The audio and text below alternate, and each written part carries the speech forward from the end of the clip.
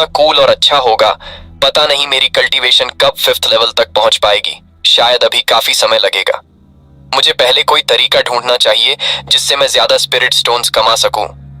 इतना सोचकर वह वहां से चला जाता है और एक दूसरे प्लेस पर पहुंचता है, जहां वह अपने सामने के एक स्टोन पर लिखी डिटेल्स को देख रहा होता है, जिसमें लिखा होता है लोअर पब्लिक जोन। यह एरिया केवल QI कंडेंसेशन लेवल 1st से 3rd तक के कल्टीवेटर्स के लिए है। लेवल 4th या उससे ऊपर वालों का यहाँ प्रवेश सख्त मना है। इस डिटेल्स को देखने के बाद वह खुद से कहता है, यह लोअर पब्लिक जोन है, मैं पहले कभी यहाँ आने की हिम्मत नहीं कर पाया था। तभी उसे पीछे से किसी की मदद के लिए चिल्लाने की आवाज आती है। जब वह पीछे मुड़कर देखता है तो पाता है कि 2 डिसाइपल आपस में फाइट कर रहे होते हैं, जिनमें से एक ने दूसरे को पीछे से स्वॉर्ड मार दी होती है। वही दूसरे डिसाइपल की हालत खराब होती है। मारने वाला डिसाइपल कहता है, मेरे सामने तुम्हें कोई नहीं बचा सकता। उसे मारने के बाद वह उसके स्टोरेज बैग को लेने लगता है। उसे चेक करके वह उसकी डेड बॉडी से कहता है, धिक्कार है, इतनी मेहनत करने पर भी ज्यादा कुछ नहीं मिला। ये सच में एक गरीब था।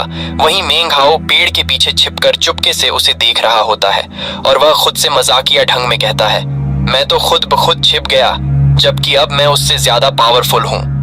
वह आगे थोड़ा सीरियस होकर कहता है, यह जगह भाग्य ला सकती है, लेकिन यह बेहद खतरनाक भी है।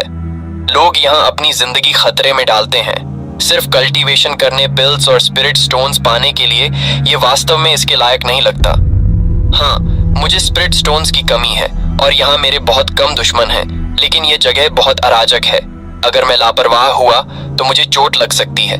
तभी उसे एक आइडिया आता है और वह चमकती हुई आंखों से खुद से कहता है, रुको एक पल, अगर सिर्फ पैसे कमाने की बात है तो एक तरीका तो जरूर है। इसके बाद वह पिल नर्सिंग वर्कशॉप के पास आ जाता है और जाकर वर्कशॉप पर बैठे पर्सन से कहता है, मेरे पास पर्याप्त स्पिरिट स्टोन्स नहीं हैं, क्या मैं इसके बजाय कंडेंसिंग स्पिरिट पिल्स का आदान प्रदान कर सकता हूँ? लेकिन उसे वहां निराशा ही मिलती है और उदास होकर वह वापस चला जाता है। अगले दिन मेंग हाओ फिर से लोअर पब्लिक जोन के पास आता है, जिसके हाथ में कुछ फ्लैग होते हैं। वह सोचता है, सेज ने कहा है, बिना दिए कुछ भी नहीं मिलता। इस बार मैंने इतनी मेहनत की है, मुझे और भी बड़े लाभ मिलने ही चाहिए। मेंग हाओ इस बार फुल कॉन्फिडेंट होता है और उसे अपने ऊपर पूरा यकीन होता है कि वह यहाँ से स्पिरिट स्टोन कमा ही लेगा। वह खुद से कहता है, समय आ गया है अपना बिजनेस स्टार्ट करने का। इसके बाद हमारा सीन 2 डिसाइपल की फाइटिंग पर आता है, जहां एक डिसाइपल दूसरे पर स्वॉर्ड से अटैक कर देता है, लेकिन वह उसे डोज नहीं कर पाता और स्वॉर्ड सीधे उसके शोल्डर में लगती है और वहां से ब्लड निकलने लगता है। मारने वाला डिसाइपल उसे बेस्ट ऑफ लक का साइन दिखाकर हंसते हुए कहता है, इसी समय अगले साल तुम्हारा मेमोरियल का दिन होगा। वहीं हम मेंग हाओ को पाते हैं, जो उनकी फाइट देख रहा होता है। वह उन दोनों का ध्यान अपनी ओर अट्रैक्ट करते हुए कहता है, ब्रदर यहाँ देखो, और वे दोनों उधर देखने लगते हैं। मेंग हाओ आगे कहता है, ब्रदर सेजो ने कहा है, चोटों के साथ लड़ना बुद्धिमानी नहीं है, आप जल्दी मर सकते हैं। देखो, तुम्हारे शोल्डर से बहुत खून बह रहा है, ये लड़ाई के लिए ठीक नहीं है। मेरे पास पिल नर्सिंग वर्कशॉप की टॉप ग्रेड वाली हेमोस्टेटिक पिल है, जो किसी भी स्वॉर्ड की चोट को ठीक कर सकती है और 3 सांसों में ब्लड रोकने की गारंटी देती है। सिर्फ एक हेमोस्टेटिक पिल एक स्पिरिट स्टोन की है, ब्रदर एक ले लो और तुम फिर से ठीक हो जाओगे। उसकी इतनी प्रॉफिटेबल डील सुनकर दोनों डिसाइपल हक्के बक्के रह जाते हैं और रिपीट करते हैं, एक स्पिरिट स्टोन में हेमोस्टेटिक पिल, फिर क्यों ना इसे इससे सीधे चुरा लिया जाए। तभी मेंग हाओ उनको उनके थॉट्स के बीच इंटरप्ट करके आगे कहता है, भाई मैं देख रहा हूं तुम्हारी फाइटिंग स्ट्रेंथ उससे कम नहीं है। शायद तुम्हें अचानक हुए स्नीक अटैक ने इतना नुकसान पहुंचाया। एक हेमोस्टेटिक पिल खरीदो, अपना बल वापस पाओ और अगर फिर से लड़ोगे तो शायद उसे हरा भी दोगे। अगर तुम उसका स्टोरेज बैग चुरा लो तो यह एक स्पिरिट स्टोन तुम्हारे लिए सच में एक गुड डील बन जाएगा। जब दूसरा डिसिपल मेंग हाओ की प्रवोक करने वाली बातों को सुनता है तो वह उस पर चिल्लाकर कहता है, तू लिटिल बास्टर्ड, अगर तुम यहाँ टांग अड़ाते रहे तो मैं इसके साथ तुम्हें भी मार डालूंगा, मैं किसी को भी नहीं बख्शूंगा। वहीं दूसरा डिसिपल जल्दी से एक स्पिरिट स्टोन निकलकर कहता, ठीक है मैं खरीद लूंगा, लो ये रहा मेरा एक स्पिरिट स्टोन। मेंग हाओ कहता है, डील फाइनल। इतना कहकर वह पिल को लेकर उसे चोट की तरफ फेंक देता है। जैसे ही पिल चोट से संपर्क में आती है वह अपना काम स्टार्ट कर देती है और उसका घाव हील होना शुरू हो जाता है और कुछ ही सांसों में उसका शोल्डर फिर से ठीक हो जाता है। इसके बाद वह डिसाइपल के पास आता है और उसे स्पिरिट स्टोन लेते हुए कहता है, खरीदारी के लिए धन्यवाद। उसे ठीक होता देख दूसरा डिसाइपल वापस से उस पर अटैक करने के लिए उसकी ओर आते हुए कहता है, क्या तुम मुझसे मजाक कर रहे हो?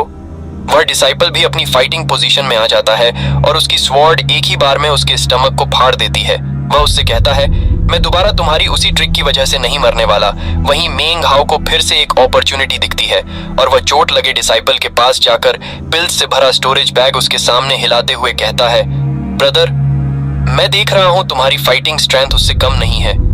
शायद एक क्षण की लापरवाही ने तुम्हें नुकसान पहुंचाया। मेरे पास ब्लड को रोकने वाली हेमोस्टेटिक पिलें भी हैं और थकान मिटाने वाली, मांसपेशी को आराम पहुंचाने वाली पिलें भी हैं। 2 स्पिरिट स्टोन देकर दोनों ले लो। ब्लड रुकने की गारंटी है और तुम्हारी पूरी बॉडी को भी कंफर्ट होगा। तुम्हें पेन नहीं होगा।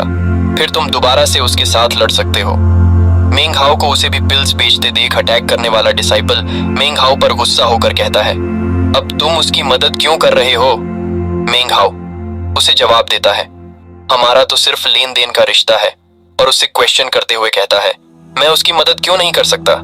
नीचे बैठा डिसाइपल जल्दी से स्पिरिट स्टोन मेंग हाओ को देते हुए कहता है, ये लो तुम्हारे स्पिरिट स्टोन और जल्दी से मुझे पिल्स दे दो। मेंग हाओ भी स्पिरिट स्टोन लेकर उसे पिल्स दे देता है, जिससे वह डिसाइपल भी ठीक हो जाता है। जिसके बाद वे दोनों दोबारा इंटेंस फाइट करने लगते हैं और मेंग हाओ अपना बिजनेस करने के लिए वहां से जाते हुए कहता है, अच्छे से फाइट करो और यदि किसी को पिल्स की जरूरत हो तो मुझे बताना। इसके बाद वह एक और फाइटिंग के बीच पहुंच जाता है और फाइटिंग कर रहे डिसाइपल्स से कहता है, ब्रदर, थोड़ी पिल्स खरीद लो जब तक तुम जीत सकते हो। ये वैसा ही है जैसे किसी और के स्पिरिट स्टोन से पिल्स ले लेना। कितना फायदेमंद सौदा है। फिर वह दूसरी फाइटिंग के बीच जाकर कहता है, ब्रदर, दवा खरीदोगे? लेकिन वे उसे मना करते हुए कहते हैं, दूर रहो, मेरी खुद की पिल्स है। मेंग हाओ उनसे कहता है, ठीक है, मैं तब तक इंतजार कर सकता हूं जब तक तुम अपनी पिल्स खत्म न कर लो। वह दूसरे वाले डिसिपल से कहता है, ब्रदर, उसके पास वहां बहुत सारा सामान है, ये तुम्हारे लिए अच्छा नहीं है। क्या तुम कुछ खरीदना चाहोगे? वह डिसाइपल कहता है, क्या? और हमें इस बारे में कुछ नहीं दिखाया जाता कि मेंग हाओ ने पिल्स बेची या नहीं। शायद उसने अपनी बातों से पिल्स बेच दी होगी। इसके बाद वह आगे बढ़ जाता है और दोबारा से एक फिटिंग के पास पहुंचकर दोनों डिसाइपल्स से कहता है, तुम दोनों के चेहरे इतने काले क्यों पड़ गए हैं? तुम जरूर गंभीर रूप से घायल हो। चिंता मत करो, मेरे पास टॉप ग्रेड की पिल्स हैं, एक स्पिरिट स्टोन की एक पिल। गारंटी है कि तुम तुरंत रिकवर हो जाओगे। क्या बात है, चुप क्यों हो? कहीं तुम मुझ पर भरोसा नहीं करते? अभी थोड़ी देर पहले ही एक फेलो डिसाइपल ने मेरी पिल्स खरीदी थी और उसके बाद उसने अपने दुश्मन का लगातार पीछा किया था। जो भी पहले पिल लेगा उसे निश्चित रूप से पूरा फायदा मिल जाएगा, क्योंकि इसके बाद वह अपने अपोनेंट को मारकर उसका स्टोरेज बैग ले सकता है और वह वहां से पिल nursing workshop branch life save करता है और सभी के साथ निष्पक्ष है। वो ये स्लोगन गाते हुए चला जाता है। रास्ते में जाते हुए वह खुद से कहता है, सारा माल बिक चुका है, कल सुबह जल्दी मैं फिर से स्टॉक भरूंगा। अगर मुझे यह बिजनेस लंबे समय तक चलाना है तो मुझे सारी उपचार वाली पिल्स खरीद लेनी चाहिए। भले ही मेरे पास पर्याप्त स्पिरिट स्टोन न हो, लेकिन अगर मैं सिर्फ एक तरह की पिल्स पर एकाधिकार कर लूं तो बाकी सबको मुझसे ही खरीदना पड़ेगा। वही एक डिसाइपल मेंग हाओ को चुपके से देख रहा होता है और वह मेंग हाओ पर अपनी स्वॉर्ड से स्नीक अटैक कर देता है। वह कहता है, अब मरो। तुम्हें ध्यान देना चाहिए कि ये एक ऐसा एरिया है जहां हर टाइम अलर्ट रहना चाहिए, लेकिन मेंग हाओ तेजी से रिएक्ट करके साइड हो जाता है और उसके अटैक को डॉज कर लेता है।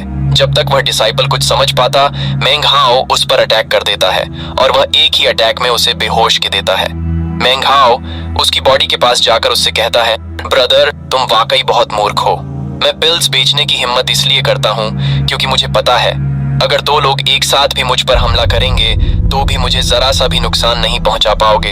और वह उसके स्टोरेज बैग को लेने के लिए उसके कपड़ों की तलाशी लेने लगता है। इसके बाद सीन शिफ्ट होता है और मेंग हाओ अपनी केव में वापस आ गया होता है, जहां वह अपनी आज की कमाई को गिन रहा होता है और उसकी टेबल पर काफी अधिक मात्रा में स्पिरिट स्टोन होते हैं। वह कहता है, 1, 2, कुल 53 स्पिरिट स्टोन्स। बढ़िया कमाई हुई। ये कमाई करने का सबसे अच्छा तरीका है। मारने लूटने से भी तेज मैंने इससे स्पिरिट स्टोन कमाए और कोई खतरा नहीं, कोई झगडेढ़ा भी नहीं। और वह उस डिसाइपल से लुटे गए स्टोरेज बैग को चेक करने लगता है, जहां उसे एक रेड कलर की पिल मिलती है। उस पिल को ध्यान से देखने के बाद वह खुद से कहता है, पिंक पिल। लगता है ये पिल नरेसिंग वर्कशॉप की ब्यूटी प्रिजर्विंग पिल है।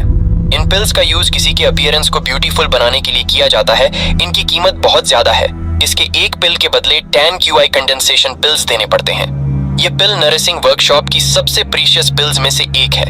तभी उसकी केव का गेट ओपन होता है और हम अंधेरे में एक लड़की की परछाई को देखते हैं।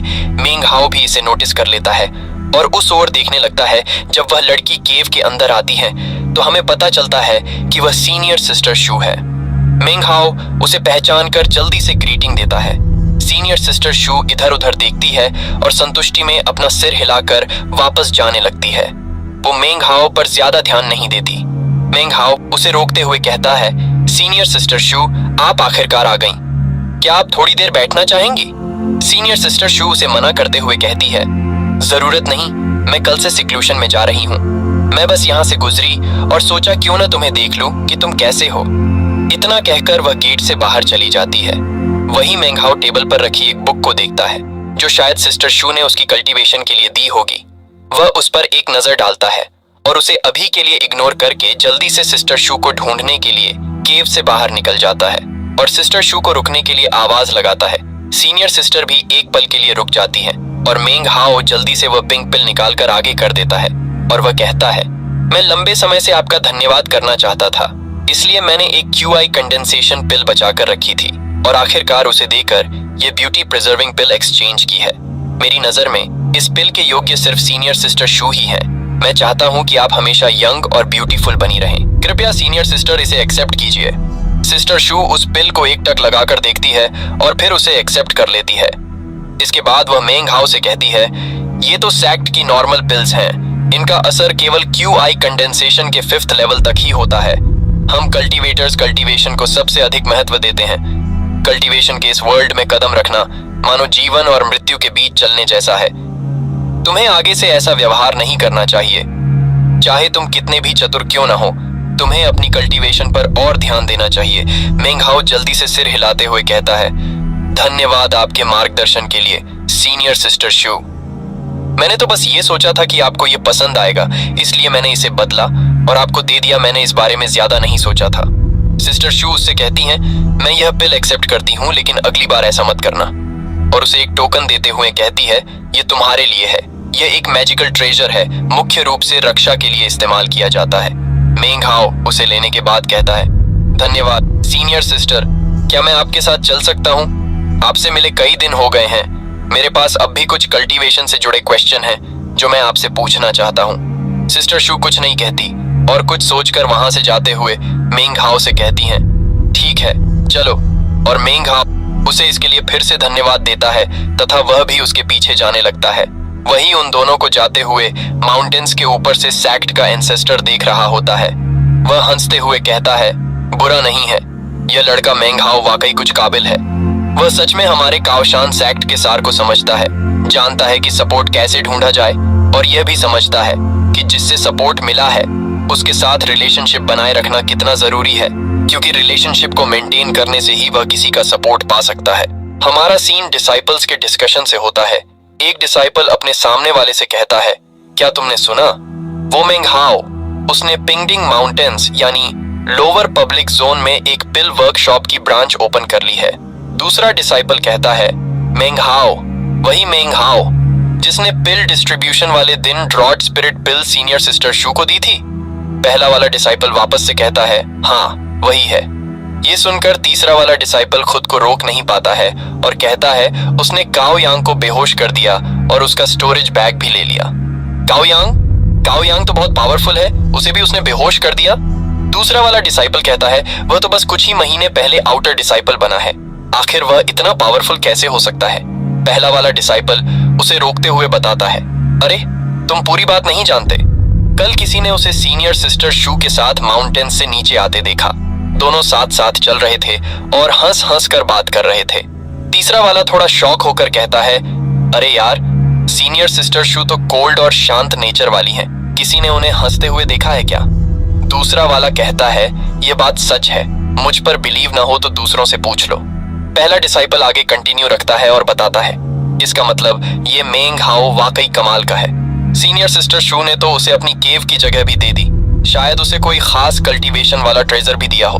उसे सीनियर सिस्टर शू जैसी पावरफुल पर्सन का सपोर्ट मिल गया है। अब मेंग हाओ तो उड़ने वाला है, उसका लक चेंज हो जाएगा।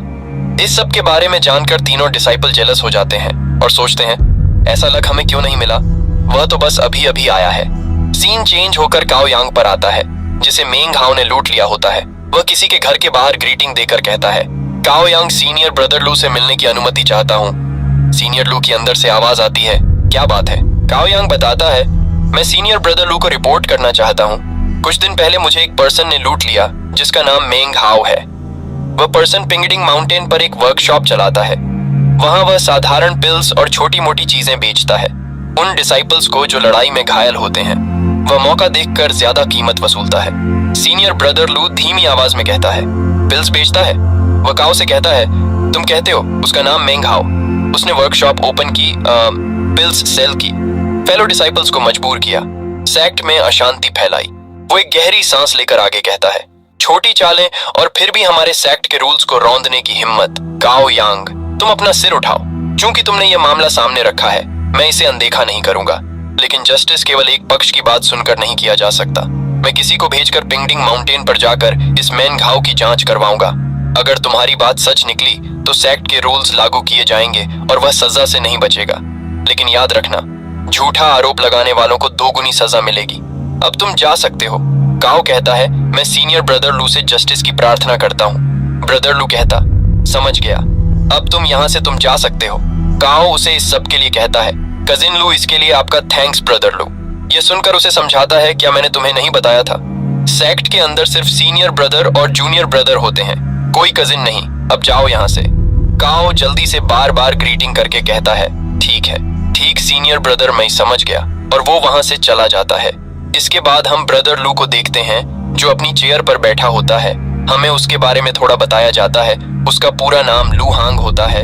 उसकी कल्टीवेशन 3rd लेवल की पीक पर और वह लो रैंक वालों में टॉप डिसाइपल है।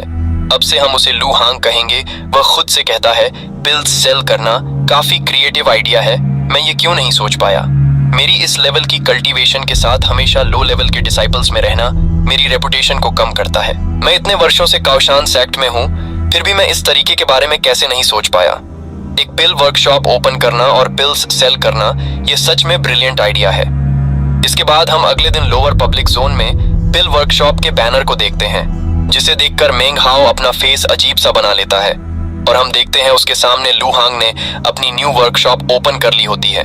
इसका मतलब उसने मेंग हाओ का बिजनेस कॉपी कर लिया गया होता है।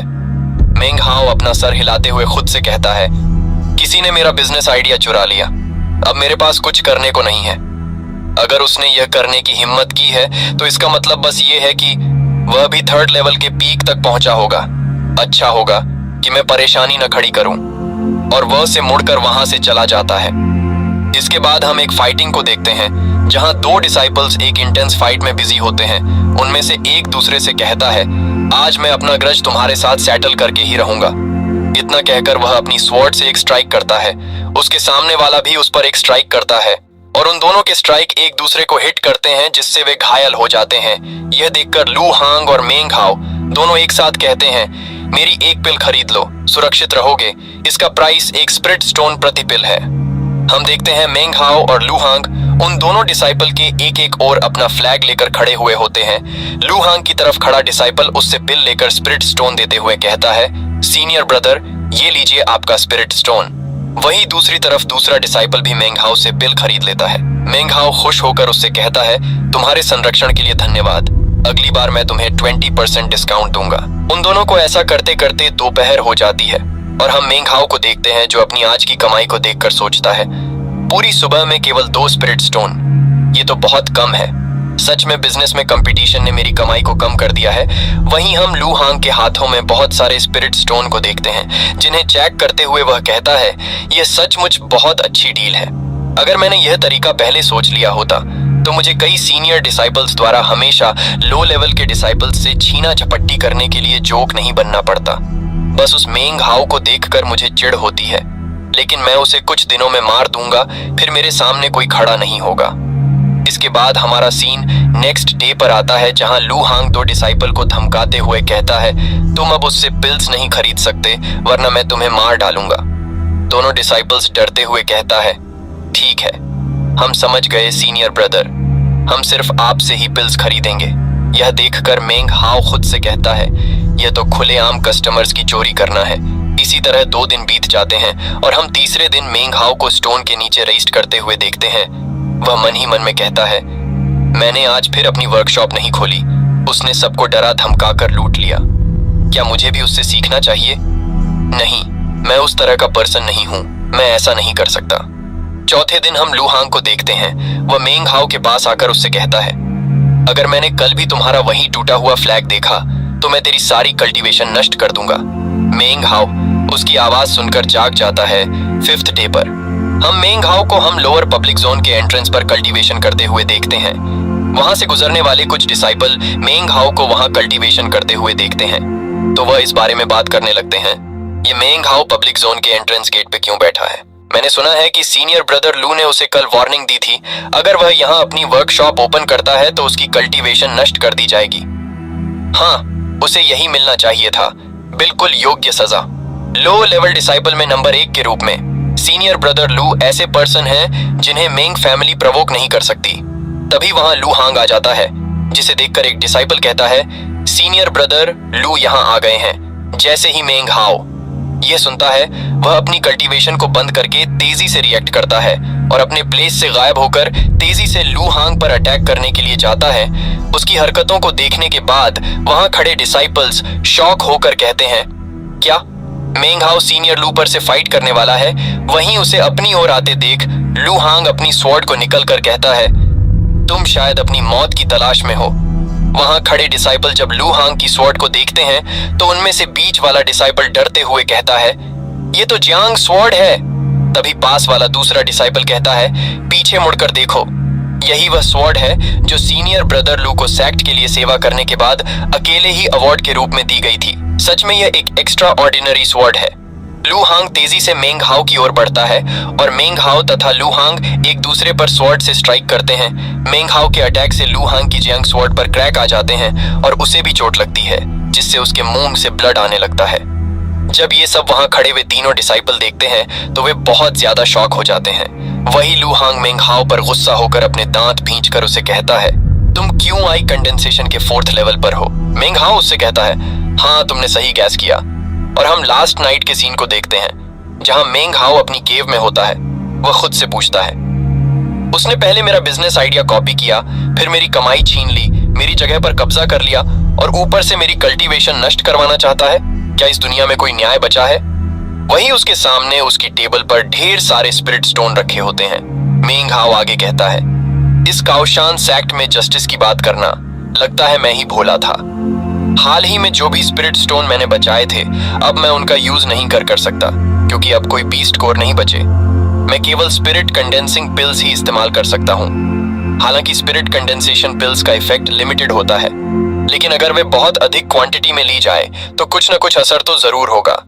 ये सोचकर वह स्पिरिट स्टोन का यूज करके उन्हें ढेर सारी पिल्स में कन्वर्ट कर देता है और हिम्मत करके उन्हें एक ही बार में निगल लेता है, जिससे उसकी पूरी बॉडी में स्पिरिचुअल एनर्जी की बाढ़ सी आ जाती है और वह कल्टीवेशन करने के लिए बैठ जाता है। वह सोचता है, मैं किसी को नुकसान नहीं पहुंचाना चाहता था, इसीलिए मैंने बिजनेस का तरीका सोचा था, लेकिन मैं किसी को नहीं छेड़ता, फिर भी लोग मुझे ही क्यों छेड़ते हैं? ये कमजोरों पर अत्याचार करने जैसा है। पूरी रात कल्टीवेशन करने के बाद वह 4th लेवल पर आ जाता है। सीन वापस प्रेजेंट टाइम पर आता है जहां मेंग हाओ लू हांग से कहता है, मैं क्यूआई कंडेंसेशन के 4th लेवल पर हूँ, क्या तुम अब भी फाइट करना चाहोगे? उसकी फाइट को देखकर वहां बहुत सारे डिसाइपल आ जाते हैं। जब उन्हें मेंग हाओ की कल्टीवेशन के बारे में पता चलता है तो वे सभी शॉक हो जाते हैं क्योंकि उसकी कल्टीवेशन बहुत फास्ट होती है। वे सभी कहते हैं, मेंग हाओ क्या वह क्यूआई कंडेंसेशन के 4th लेवल पर है? वह तो अभी अभी सैक्ट में आया है, इतने कम समय में वह 4th लेवल पर कैसे पहुंच गया? एक और डिसाइपल कहता है, अगर वह 4th लेवल पर नहीं होता तो वह 3rd लेवल के टॉप वाले सीनियर ब्रदर लू को कैसे चोट पहुंचा सकता था? वह निश्चित ही 4th लेवल पर है। दूसरा डिसाइपल जवाब देता है, सही कहा। पहले जब वह माउंटेन पर ऊपर नहीं जा रहा था तो वजह यह नहीं थी कि वह जाना नहीं चाहता था, बल्कि इसीलिए कि वह पब्लिक जोन में इंटर ही नहीं कर सकता था, क्योंकि 4th लेवल की सीमा शुरुआती पब्लिक जोन से ऊपर होती है। मेंग हाओ लू हांग से फिर से पूछता है, क्या तुम अभी भी फाइट करना चाहते हो? लू हांग एक पल के लिए सोचता है और अपनी स्वॉर्ड से मेंग हाओ पर अटैक कर देता है। मेंग हाओ जल्दी से उस अटैक को डायरेक्टली अपनी स्वॉर्ड से रोक लेता है, लेकिन उसकी स्वॉर्ड ब्रेक हो जाती है। लू हांग खड़ा होकर अपना ब्लड साफ करते हुए कहता है, तो क्या हुआ अगर तुम 4th लेवल पर हो? इस टूटी हुई स्वॉर्ड से तुम मेरी जियांग स्वॉर्ड का मुकाबला कैसे कर सकते हो? मेंग हाओ अपने स्टोरेज बैग से कुछ निकालते हुए कहता है, यह हमारी फाइट के लिए अच्छा वेपन है। और हम देखते हैं उसके चारों तरफ काफी स्वॉर्ड फ्लाई करने लगती है। वह कहता है, मेरे पास भी स्वॉर्ड्स हैं और उनमें से बहुत सारी स्वॉर्ड से मेंग हाओ लू हांग पर अटैक करने का इशारा करता है। और वह सोचता है, मेरा मिरर वेपन्स की कॉपी भी कर सकता है। फ्लाइंग स्वॉर्ड से मुकाबला ज्यादा कठिन नहीं है, मैं तुम्हें स्वॉर्ड की संख्याओं से चकित कर दूंगा। लू हांग भी अपनी स्वॉर्ड को थ्रो कर देता है और मेंग हाओ की सभी स्वॉर्ड लू हांग की स्वॉर्ड की ओर बढ़ती है। इतनी सारी स्वॉर्ड के एक साथ टकराने से लू हांग की स्वॉर्ड पर क्रैक पड़ जाते हैं। यह देखकर वहां खड़े डिसाइपल्स शॉक होकर कहते हैं, जियांग स्वॉर्ड पर क्रैक पड़ गए। मेंग हाओ ने जियांग स्वॉर्ड को ब्रेक करने के लिए 5 ऑर्डिनरी फ्लाइंग स्वॉर्ड का इस्तेमाल किया। ये देखकर लू हांग भी शांत रह जाता है। मेंग हाओ दोबारा से अटैक वाली पोज में आकर कहता है, फ्लाइंग स्वॉर्ड मेरे पास अभी और भी हैं। वो तुम्हारी पर्पल स्वॉर्ड, क्या उसमें कुछ बचा है? लू हांग अपने गले पे पड़े लॉकेट, जो कि एक मैजिकल ट्रेजर होता है, को पकड़कर कहता, मेंग हाओ तुमने मुझे ये करने के लिए फोर्स किया। जब आसपास खड़े डिसाइपल्स को पता चलता है कि लू हांग अपने ट्रेजर का यूज करने वाला है, तो वे जल्दी से वहां से दूर जाने लगते हैं और कहते हैं, यह सही नहीं है, जल्दी से यहाँ से भागो। एक डिसाइपल कहता है, क्या हुआ? लू हांग अपने ट्रेजर को एक्टिवेट कर देता है, जिससे उसके सर के ऊपर एक स्पिरिचुअल एनर्जी से बनी बड़ी सी गॉड आ जाती है। लू हांग मेंग हाओ को बताता है, यह एक मैजिकल ट्रेजर है जो सीनियर ब्रदर वांग तेंगफेई ने मुझे दिया था। इसे केवल क्यूआई कंडेंसेशन के 4th लेवल पर ही यूज किया जा सकता है, लेकिन चूंकि तुम मौत की तलाश में हो और मुझे इसे एक्टिवेट करने के लिए कीमत चुकानी पड़ी, अब तुम इससे नहीं बचोगे। इसके बाद उस बड़ी सी गॉड से एक पावरफुल अटैक मेंग हाओ की ओर बढ़ता है, जो सीधे जाकर उसे हिट करता है। हालांकि उसकी फ्लाइंग स्वॉर्ड उस अटैक को रोकने की कोशिश करती है, वही दूर खड़े डिसाइपल को भी इस अटैक की वेव हिट करती है। इसका मतलब ये लू हांग का अभी तक का सबसे पावरफुल अटैक होता है। एक डिसाइपल उस अटैक के इम्पैक्ट फील करके कहता है, ये किस प्रकार का ट्रेजर है, ये बहुत ही पावरफुल है। वही मेंग हाओ की सभी स्वॉर्ड ब्रेक हो जाती हैं और वह अपने आप को जैसे तैसे संभाले होता है। और हम देखते हैं उसके एक हाथ में वही ट्रेजर होता है जो उसे पिछली बार सीनियर सिस्टर शू ने दिया था। उस ट्रेजर की वजह से वह बच जाता है। मेंग हाओ मन ही मन कहता है, थैंक गॉड कि सीनियर सिस्टर शू ने मुझे पहले ही ये जेड पेंडेंट दे दिया था, जिसने मुझे इस अटैक से प्रोटेक्ट किया, वरना अब तक मैं मर चुका होता। जब लू हांग मेंग हाओ को सही सलामत खड़े हुए देखता है, तो वह शॉक होकर कहता है, ये कैसे हो सकता है? और जब वह अपने ऊपर ट्रेजर को देखता है, तो उसे पता चलता है कि उसने एक ही अटैक में अपनी सारी पावर यूज कर लिया है, जिससे वह ट्रेजर धीरे धीरे डिस्पियर होने लगता है। यह देखकर लू हांग डर जाता है, लेकिन उससे पहले वह और कुछ कर पाता, मेंग हाओ तेजी से उसके पास आता है और उसके गले में पड़े उस ट्रेजर को चुराकर भाग जाता है। वो उसे ट्रेजर को देखकर कहता है, ये किस प्रकार का ट्रेजर है? मेंग हाओ के हाथ में अपने ट्रेजर को देखकर लू हांग उससे धमकी देते हुए कहता है, यह एक मैजिकल ट्रेजर है जो सीनियर ब्रदर वांग तेंगफेई ने मुझे दिया था। अगर तुम इसे छीनने की हिम्मत करोगे तो तुम्हें उनके क्रोध का सामना करना पड़ेगा। और वह मन में सोचता है, फोर्सफुली ट्रेजर का यूज करने से मुझे बैकलैश हुआ है, इसलिए मैं मुश्किल से ही अपनी बॉडी को हिला पा रहा हूँ। तभी मेंग हाओ उसे याद दिलाते हुए कहता है, सैक्ट के रूल्स क्लियर हैं, जिसे जो मिला या छीना वह उसका होता है। लू हांग कहता है, यह हाई लेवल पब्लिक एरिया नहीं है, अगर तुम मुझे मार दोगे तो तुम सैक्ट के रूल्स को वॉयलेट करोगे। मेंग हाओ जवाब देता है, सैक्ट के रूल्स को मेंग नहीं तोड़ेगा। और वह लू हांग को गुस्से में देखकर याद दिलाते हुए कहता है, पर कल तुम मेरी कल्टीवेशन को क्रिपल करने की कोशिश कर रहे थे, तो आज मैं तुम्हारी कल्टीवेशन को ही नष्ट कर दूंगा। मेंग हाओ की बात सुनकर लू हांग डरते हुए कहता है, ऐसा मत करो। और हमें इस बारे में कुछ नहीं दिखाया जाता कि मेंग हाओ ने उसकी कल्टीवेशन नष्ट की या नहीं, शायद से कर ही दी होगी। सीन शिफ्ट होता है मेंग हाओ की केव पर और हम उसे अपनी टेबल पर बैठे हुए देखते हैं, जो कि उसी ट्रेजर को देख रहा होता है। वह खुद से ही बात कर रहा होता है, अगर मुझे पहले पता होता कि लू हांग के पीछे वांग तेंगफेई है, तो भी मैं शायद वैसा ही करता। अगर मैं नहीं करता तो वह फिर भी मुझे मार डालता। ये मैं नहीं था जिसने उसे मजबूर किया, वो वह था जिसने मुझे मजबूर किया। चाहे कुछ भी हो, यह दुश्मनी तय थी, सिवाय इसके कि अगर शुरू से ही जब मैं काओ यांग से मिला था, मैंने उसे बिना किसी प्रतिरोध के उसे खुद को लूट लिए देना होता, वरना नतीजा वैसे ही होता। वह ट्रेजर को टच करके कहता, यह इमरल्ड गॉड है। मेरे पास अब स्पिरिट स्टोन्स खत्म हो गए हैं, इसलिए मैं अब और कॉपी नहीं कर सकता। मैं ये इमरल्ड गॉड अपने पास नहीं रख सकता, मुझे इसे किसी को सौंपना होगा। पर अफसोस, सीनियर सिस्टर शू अपनी कल्टीवेशन में है, तो फिर मैं इसे किसे दूं? और वह थोड़ी देर पहले के समय को याद करता है जब वह सीनियर सिस्टर शू से मिलने के लिए गया था, जहां की प्रोटेक्शन कर रहे डिसाइपल ने उससे कहा था, कृपया यहां से चले जाओ। सीनियर सिस्टर शू अभी सेक्लूजन में है। वह कुछ सोच कर कहता है, क्या मुझे इसे खुद सीनियर ब्रदर वांग को लौटा देना चाहिए? उस दिन रास्ते में जब मेरी उनसे मुलाकात हुई, वो सच में काफी अच्छे लगे थे। तभी उसकी केव के बाहर से मेंग हाओ को कोई पुकार कर कहता है, मैं हूँ शांगगुआन सॉन्ग और मैं सीनियर ब्रदर वांग के आदेश पर काम कर रहा हूँ। मेंग हाओ, तुरंत अपनी केव को ओपन करो और घुटनों पर बैठकर मेरा वेलकम करो। मेंग हाओ खड़ा होकर गेट की तरफ देखकर कहता है, बहुत देर हो गई है सीनियर ब्रदर, जो कहना है सीधे कह दें। और वह मन ही मन सोचता है, ये तो इतनी जल्दी हो गया। शांगगुआन सॉन्ग मेंग हाओ से कहता है, ये कितना एरोगेंट है। ठीक है, गेट को खोलने की जरूरत नहीं है, सीनियर ब्रदर वांग का आदेश सुनो। मेंग हाओ, तुम आउटर डिसिपल होकर कल्टीवेशन की उपेक्षा करते हो, लोअर पब्लिक जोन में अव्यवस्था फैलाते हो, फेलो डिसाइपल में असंतोष पैदा करते हो और तुम्हारा मन भी क्रूर है। लेकिन तुम अभी युवा हो, इसलिए मृत्यु की सजा माफ की जाती है।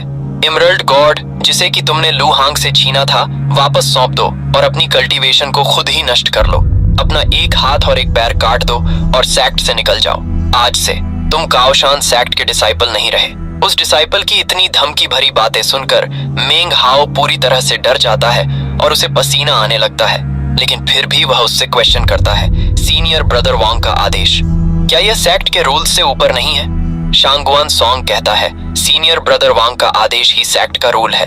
कल सुबह बिल डिस्ट्रीब्यूशन का दिन है। तुम चौक में घुटने टेके रहोगे, लू हांग से क्षमा मांगोगे और पनिशमेंट के लिए इंतजार करोगे। और वह वहां से मुड़कर जाते हुए कहता है, यदि तुम बाहर नहीं आओगे तो मैं जा रहा हूँ। इतना कहकर वह वहां से चला जाता है।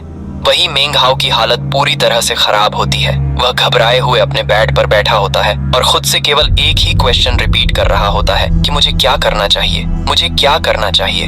तभी वह कुछ सोचकर खड़ा होता है और गेट की ओर जाते हुए सोचता है, मुझे यहाँ से भाग जाना चाहिए। मेरे पास इसके अलावा सच में कोई चॉइस नहीं है। लेकिन जैसे ही वह गेट के पास पहुंचता है, कुछ सोचकर रुक जाता है।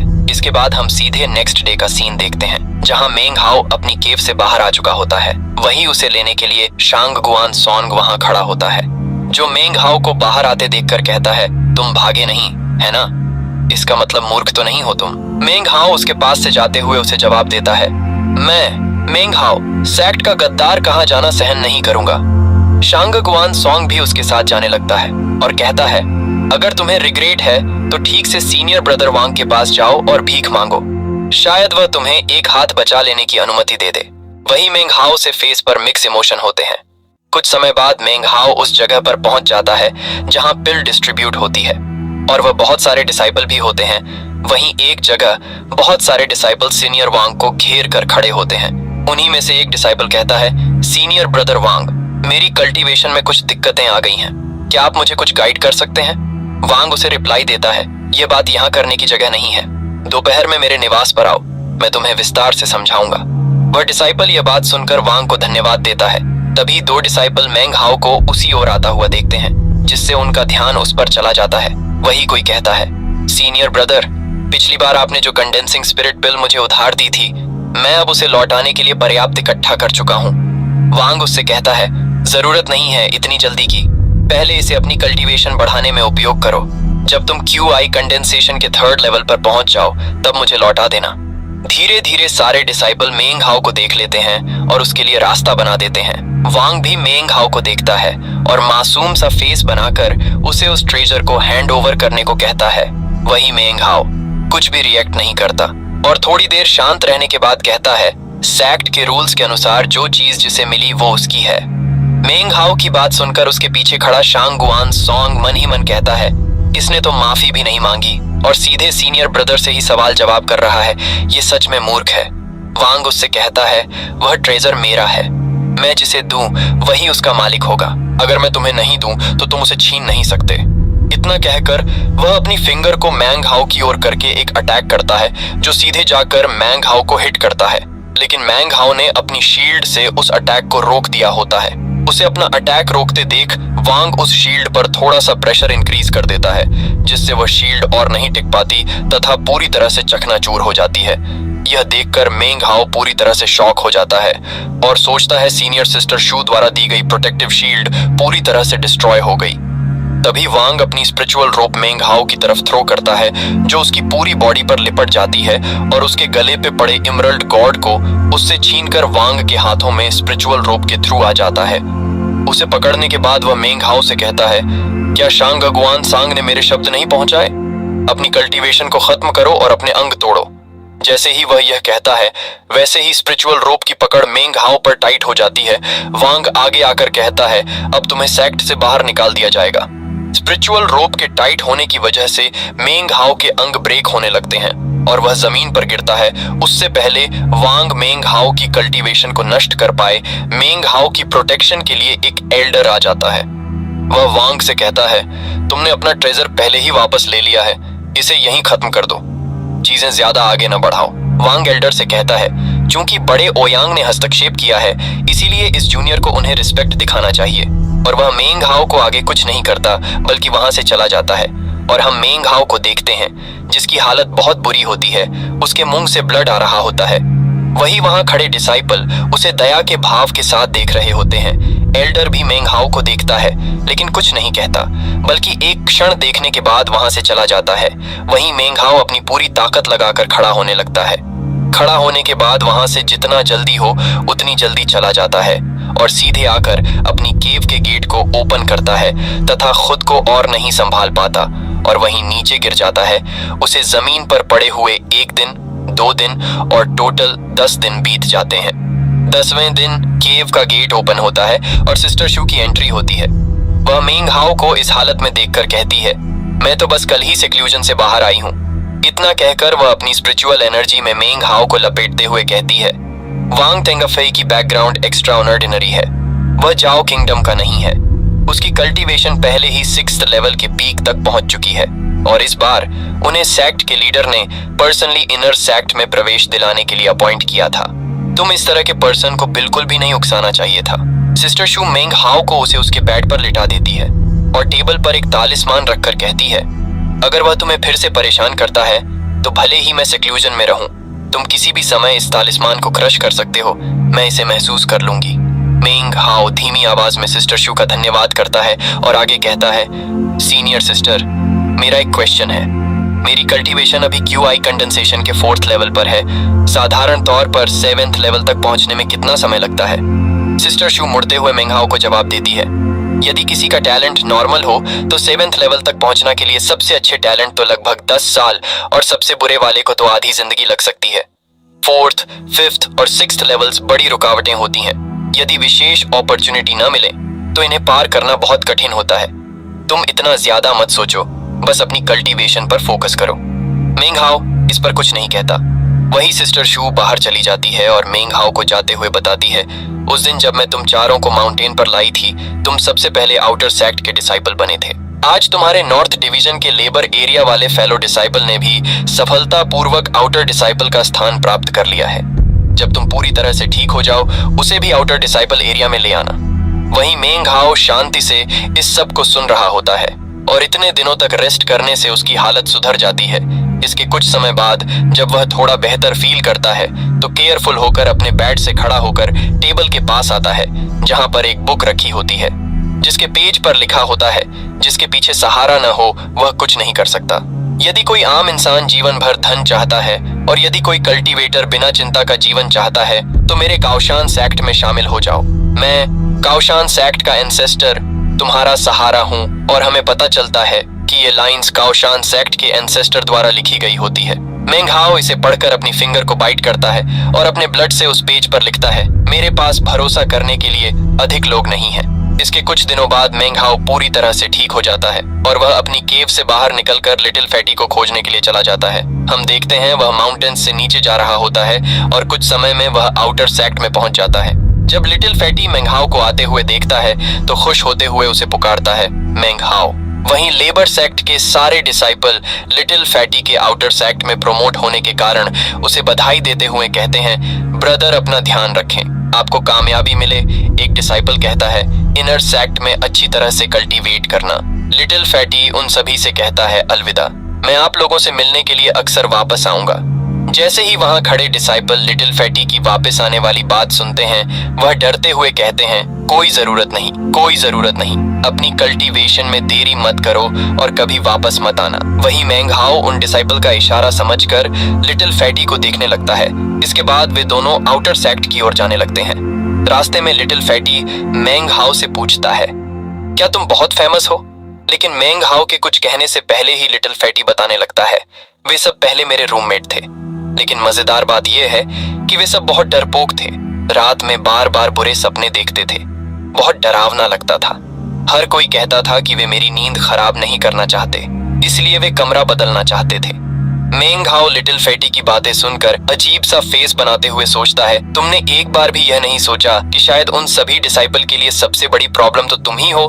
मैंग हाओ लिटिल फैटी के साथ ट्रेजर पवेलियन जाता है, जहां वह बाहर खड़ा रहता है और लिटिल फैटी अपने लिए एक ट्रेजर चुन करके बाहर आ जाता है और अपने ट्रेजर को हवा में हिलाते हुए खुश होकर कहता है, मैंग हाओ, देखो मुझे किस प्रकार का ट्रेजर मिला है। जब मैंग हाओ लिटिल फैटी के हाथ में एक छोटी सी स्वॉर्ड को देखता है तो वह खुद से ही क्वेश्चन करता है, एक छोटी स्वॉर्ड, इसमें खास क्या है? तभी लिटिल फैटी उसे बताता है, मेरे दांत लगातार लंबे होते रहते हैं, मैंने उन्हें घिसने के लिए बहुत चीजें आजमाई, लेकिन वो सब कुछ ही दिनों में घिस जाती थीं। ये स्वॉर्ड बहुत बढ़िया है, ये लंबे समय तक चलेगी। उसकी बातें सुनकर मैंग हाओ मन ही मन कहता है, जैसा कि मुझे उम्मीद थी, लिटिल फैटी की असली प्रतिभा उसके स्पिरिचुअल दांतों में है। इसके बाद वह लिटिल फैटी से कहता है, फगुई, तुम मेरे साथ नहीं रहोगे? वहाँ मेरे पास एक स्पिरिचुअल स्प्रिंग है। लिटिल फैटी ये बात सुन अजीब सा फेस बनाकर कहता है, ठीक है, मैं अकेले रहना चाहता हूँ, प्राइवेसी बहुत जरूरी है। मैंग हाओ सोचता है, ठीक है, मैं भी नहीं चाहता कि इस लिटिल फैटी को मिरर के बारे में पता चले, और वह लिटिल फैटी से कहता है, तो मैं वापस चलता हूँ। लिटिल फैटी भी कहता है, ठीक है, शुभ रात्रि। इसके कुछ दिनों बाद हम लिटिल फैटी को देखते हैं जो मैंग हाओ को आवाज लगाता है, और हम देखते हैं मैंग हाओ लोअर पब्लिक जोन के बाहर बैठकर कल्टीवेट कर रहा होता है। फैटी की आवाज सुनकर मैंग हाओ अपनी कल्टीवेशन को रोक देता है। वही फैटी उसके पास आता है और उसकी आंखों में बहुत ज्यादा चमक होती है। वह खुश होकर कहता है, तुम्हारा बिजनेस बहुत अच्छा चल रहा है, तुम सचमुच इस मामले में टैलेंटेड हो। मैंग हाओ उससे कहता है, मैं अब और पब्लिक जोन के अंदर नहीं जा सकता, इसलिए अब से तुम मेरे लिए वहां पिल्स को बेचो। याद रखो, तुम्हें जोखिम नहीं लेना है। इसी तरह मैंग हाओ को वहां कल्टीवेशन करते हुए ऑटम का सीजन बीत जाता है और विंटर का सीजन स्टार्ट हो जाता है। एक दिन लिटिल फैटी उसके पास आता है जो किसी का हाथ पकड़े हुए होता है। वह उस ओर इशारा करके खुश होते हुए कहता है, मैंग हाओ, देखो ये कौन है। मैंग हाओ उस ओर देखने लगता है और वह डिसाइपल मैंग हाओ को ग्रीटिंग देते हुए कहता है, सीनियर ब्रदर को ये डिसाइपल ग्रीट करता है। मैंग हाओ उसे देखकर याद करता है, ये वही है जिसे मेरे साथ पकड़ा गया था, शाओ हू। और वो उससे पूछता है, वो चारों जिनको एक साथ पकड़ा गया था, है ना? वांग योकाई तुम्हारे साथ था, वो कैसा है?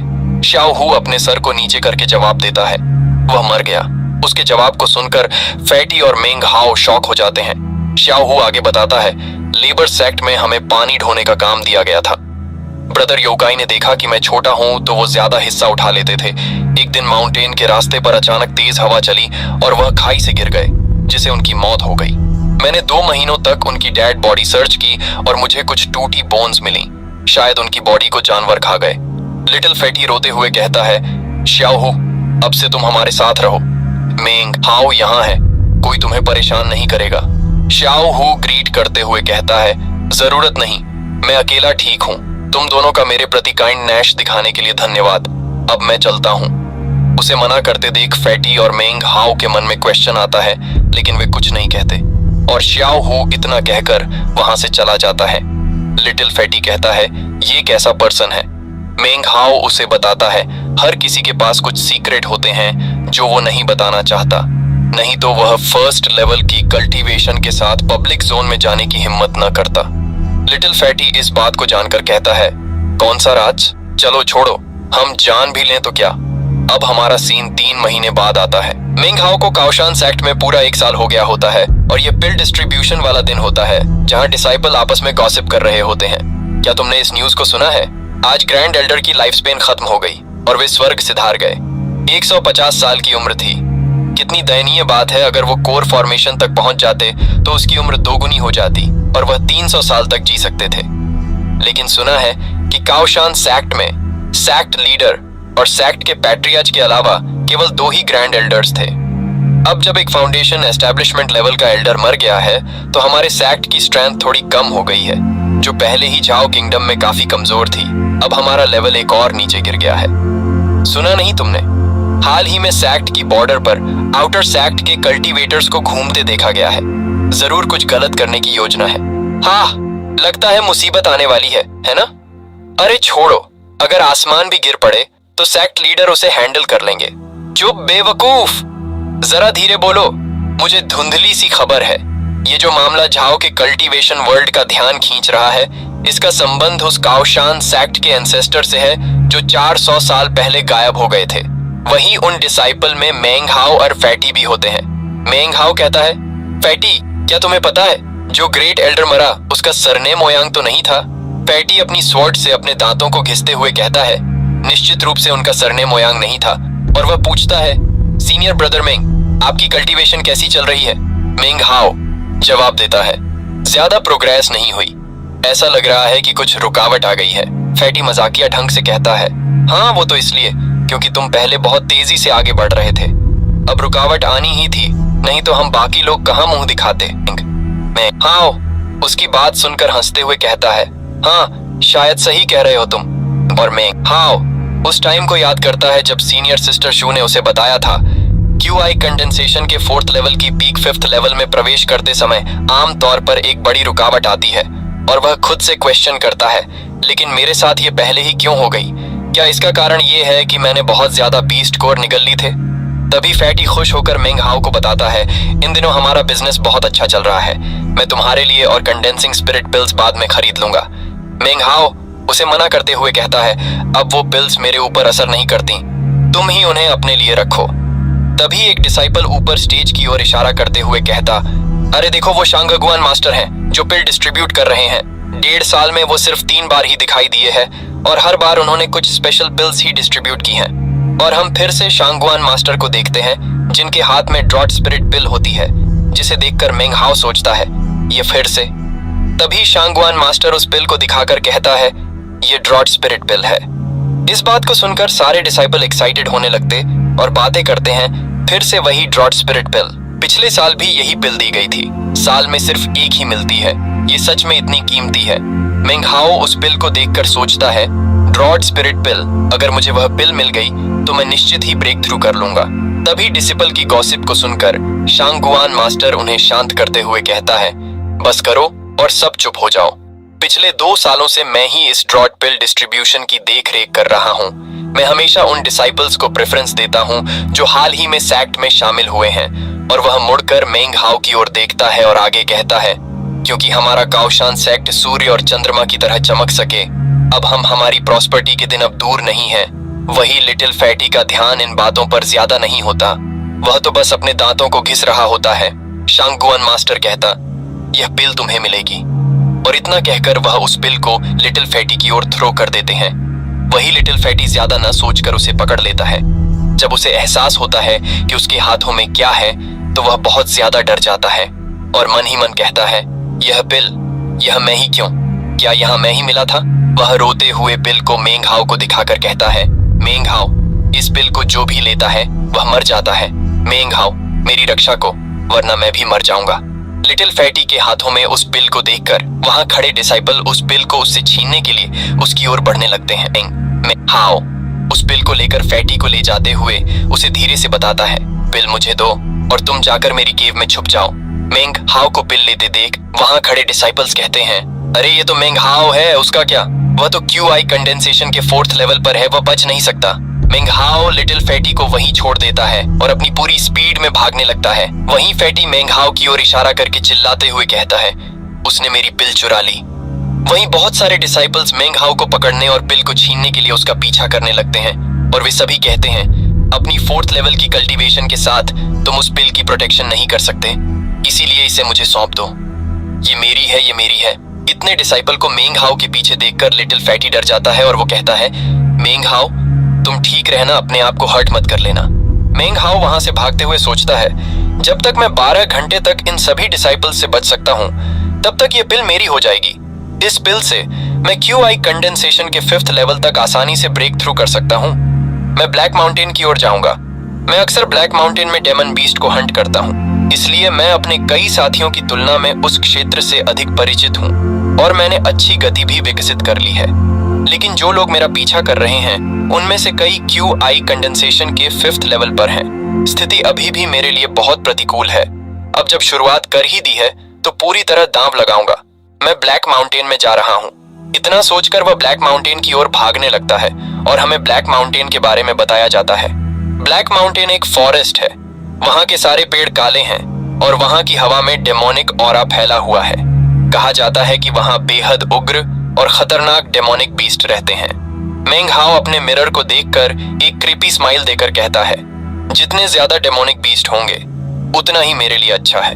मेरा मिरर सभी फर वाले डेमोनिक बीस्ट का को बहुत ही आसानी से मार सकता है। अगर हिम्मत है तो आओ, मुझे पकड़कर दिखाओ। मेंग हाओ के पीछे आ रहे डिसाइपल्स चिल्लाकर एक दूसरे से कहते हैं। उस दिशा में क्या वह मेंग हाओ ब्लैक माउंटेन की ओर जा रहा है? सिर्फ 5th लेवल के QI कंडेंसेशन के कल्टीवेटर्स का ब्लैक माउंटेन में जाना, क्या उसने अपना दिमाग खो दिया है? ब्लैक माउंटेन डेमोनिक बीस्ट से भरा पड़ा है। अगर वह अंदर जाएगा तो वह 1 घंटे तक भी नहीं टिकेगा। उसकी हड्डियां भी नहीं बचेंगी और वे जल्दी से उस ओर जाने लगता है और उनमें से एक डिसाइपल कहता है, तो हमें उसे जल्दी से पकड़ना होगा। अगर ड्रॉट पिल किसी डेमोनिक बीस्ट ने खा ली तो यह बहुत बड़ी विपत्ति होगी। एक डिसाइपल अपने आसपास देखकर कहता है, ब्लैक ट्रिस, मैं अब ब्लैक माउंटेन में प्रवेश कर चुका हूँ। तभी पहला वाला डिसाइपल अपने सामने देखकर शॉक होकर जल्दी से कहता है, वो क्या है? और हम देखते हैं उसके सामने एक टाइगर की बॉडी पड़ी हुई होती है, जिसके आगे और पीछे दोनों ओर से ब्लड निकल रहा होता है। और इसे देखकर आप समझ ही गए होंगे ये किसका काम है। हा हा हा हा। उस डेड बॉडी को देखकर ब्लैक हेयर वाला डिसाइपल कहता है, ये डेमोनिक बीस्ट, ये तो निश्चित ही QI कंडेंसेशन के 3rd लेवल पर था। उसके बगल वाला डिसाइपल बताता है, इसका बीस्ट कोर निकाल लिया गया है। क्या उसके पास इतना समय भी था? तभी एक और डिसाइपल चौंकते हुए कहता है, यहाँ 3 और हैं। उसके पीछे वाला डिसाइपल कहता है, उसने इन सभी को अपने दम पर मार डाला इतने कम समय में, ये कैसे संभव है? वही खड़ा शांगवान सॉन्ग ये सब जानने के बाद बहुत ज्यादा डर जाता है और मन ही मन कहता है, ये मेंग हाओ, अगर वाकई उसमें इतनी शक्ति है तो मुझे यकीन नहीं कि पिछली बार जब उसने केव से जबरदस्ती निकलने की कोशिश की थी तब मैं उसे रोक पाता।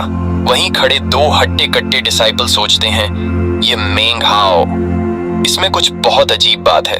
ब्लैक माउंटेन एक खतरनाक जगह है। मुझे यहाँ ज्यादा देर नहीं रुकना चाहिए और हमें उन दोनों डिसाइपल के नाम और उनकी कल्टीवेशन के बारे में पता चलता है। राइट साइड वाले का नाम यिन तियान लॉन्ग, जो कि QI कंडेंसेशन के 5th लेवल पर होता है, और वही लेफ्ट साइड वाले का नाम जो काई, जो कि QI कंडेंसेशन के 5th लेवल पर होता है। और वे एक दूसरे को एक नजर देखते हुए सोचते हैं, ये दूसरा पर्सन असली मुसीबत है। मुझे ड्रॉट पिल उससे पहले हासिल करनी होगी। इतना सोचकर वे दोनों तेजी से एक और आगे बढ़ जाते हैं। उनकी स्पीड काफी ज्यादा होती है, जिन्हें वहां खड़े डिसाइपल देखकर डर जाते हैं। सीन मेंग हाओ पर आता है। उसके हाथों में उसका मिरर होता है, जिसका निशाना उसके सामने भाग रहे कुछ बोर होते हैं। मिरर का अटैक उनसे बाल बाल बचता है और वह दूसरी ओर जाते हुए कहता है, जैसे ही मैं इन डेमोनिक बीस्ट पर मिरर की रोशनी डालता हूँ वे डर कर भाग जाएंगे। हर एक को नष्ट करने की जरूरत नहीं है। इस तरह मैं समय भी बर्बाद नहीं करता और अपने पीछा करने वालों से भी छुटकारा पा सकता हूँ। लेकिन तभी उसे अपने पीछे से कुछ फील होता है और वह उस जगह से जंप लगा देता है। जैसे ही वह दूसरी जगह लैंडिंग करने वाला होता है, वहां 2 स्वॉर्ड जाकर लगती है और मेंग हाओ जल्दी से अपने स्टोरेज बैग से फ्लाइंग स्वॉर्ड निकलता है और उस पर सेफ्टी से लैंड करके जल्दी से वहां से भागने लगता है। और वहीं वे दोनों डिसाइपल्स उसका पीछा कर रहे होते हैं। उसे देखकर यिन शॉक होकर कहता है, क्या फ्लाइंग स्वॉर्ड? जो काई कहता है, इम्पॉसिबल, वह तो सिर्फ QI कंडेंसेशन के 4th लेवल पर है। वो मेंग हाओ को आगे देखकर कहता है, नहीं ठहरो, वह लगभग 10 गज पहले ही रुक गया। वह वास्तव में स्वॉर्ड पर फ्लाई नहीं कर रहा, बल्कि अपनी स्पिरिचुअल एनर्जी से स्वॉर्ड को आगे भेजकर उस पर फिसल रहा है। और हम देखते हैं मेंग हाओ अपनी स्वॉर्ड को वापस रखकर फिर से भागने लगता है। मेंग हाओ को दूर जाता देख वे दोनों उसका पीछा करने लगते हैं। यिन कहता है, मैंने वह चाल कभी नहीं देखी। क्या उसने इसे खुद बनाया है? जो काई उसे जवाब देता है, ऐसा हो सकता है। वह चाल बहुत ज्यादा स्पिरिचुअल एनर्जी यूज करती है। ये पूरी तरह मूर्खतापूर्ण है। अगर वह यह करता रहता है तो वह कुछ और बार ऐसा कर सकता है और उसकी सारी स्पिरिचुअल एनर्जी खत्म हो जाएगी, तो वह हमारे कुछ करने से पहले ही खुद को विकलांग कर लेगा। मेंग हाओ भागते हुए स्पिरिचुअल एनर्जी पाने के लिए एक पिल लेते हुए कहता है, अगर मैं QI कंडेंसेशन के 5th लेवल पर होता और मेरे पास विंड को कंट्रोल करने की आर्ट होती, तो मैं फ्लाइंग स्वॉर्ड पर ज्यादा देर तक ठहर सकता था। अफसोस ये असली उड़ान नहीं है।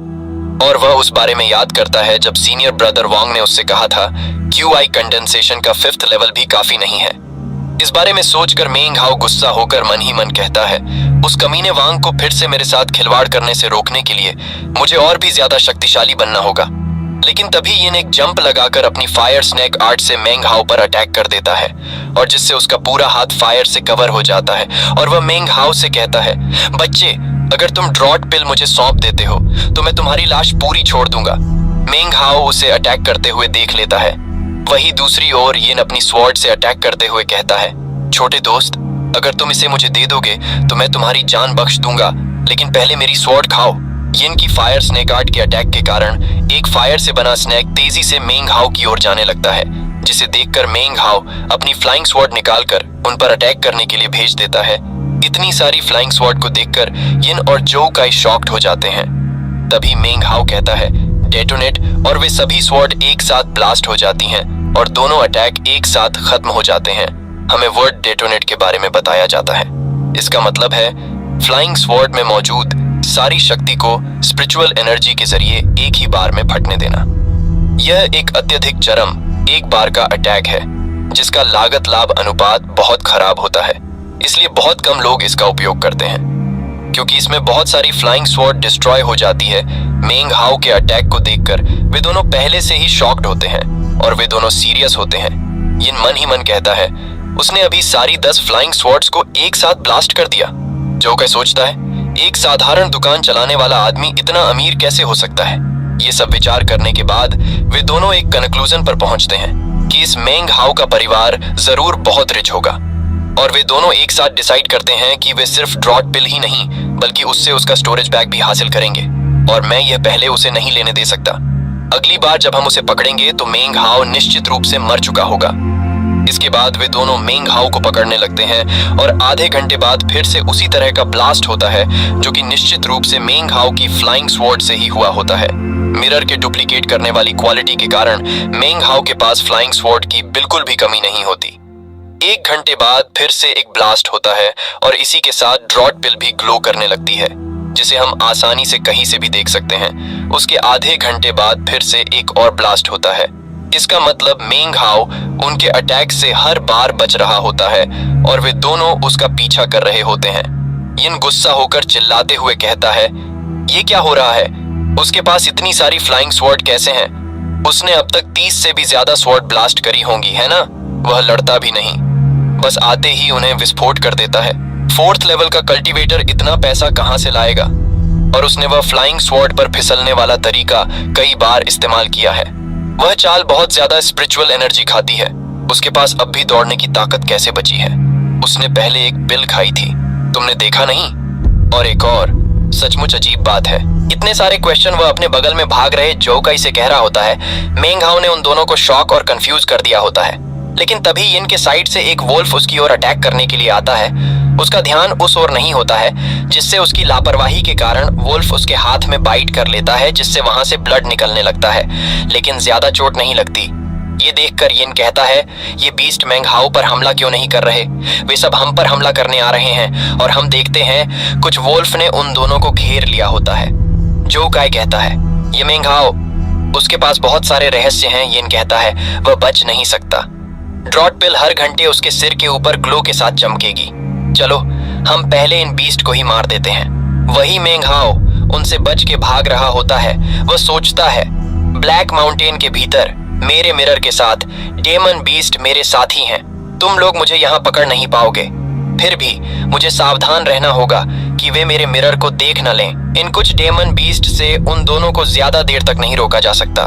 वे पीछा करते रहेंगे और एक और घंटा कंप्लीट होने का समय लगभग आ ही गया है। पिल ग्लो के सहारे वे मुझे फिर से ढूंढ लेंगे। लेकिन ब्लैक माउंटेन में वाकई बहुत सारे डेमन बीस्ट हैं। इतने बड़े समूह को बीस्ट टाइड माना जा सकता है ना? अगर बीस्ट टाइड मेरी ओर आ गई तो मिरर होने के बावजूद मुझे उन्हें एक एक करके डराने का समय नहीं मिलेगा। मुझे फिर भी सावधान रहना होगा। और हम देखते हैं बहुत सारे बीस्ट एक ओर भाग रहे होते हैं, जो शायद किसी से डर कर भाग रहे होते हैं। तभी बहुत ही पावरफुल रोर सुनाई देती है, जिसे सुनकर मेंग हाओ उस ओर देखते हुए सोचता है, ये रोर ये किसी नॉर्मल डेमन बीस्ट की नहीं है। क्या वह डेमन किंग हो सकता है? तभी बहुत